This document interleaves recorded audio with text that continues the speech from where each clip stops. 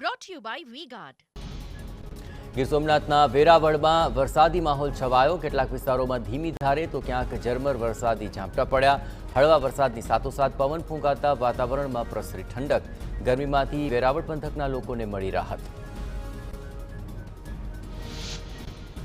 સુરત બારડોલીના વાતાવરણમાં પલટો। ધીમી ધારે વરસાદ શરૂ થતાં વાતાવરણમાં પ્રસરી ઠંડક। શહેરીજનોએ વરસાદના આગમનથી હાશકારો અનુભવ્યો હતો। શહેરના સ્ટેશન રોડ, ગાંધી રોડ, બાબેન ગામ અને ધામરોડ વિસ્તારમાં વરસાદી ઝાપટા પડ્યા।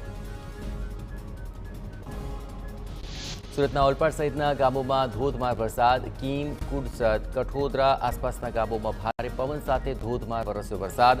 વરસાદ શરૂ થતાં વાતાવરણમાં પ્રસરી ઠંડક। વાવણી લાયક વરસાદ થતાં ખેડૂતોમાં પણ ખુશીનો માહોલ છવાયો।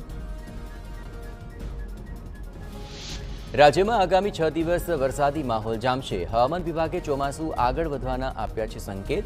આજે મધ્ય અને દક્ષિણ ગુજરાતમાં વરસાદનું અનુમાન। 21 જૂને સૌરાષ્ટ્રમાં અને 22 જૂને ઉત્તર ગુજરાતના શહેરોમાં વરસી શકે છે વરસાદ। Brought to you by V-Guard.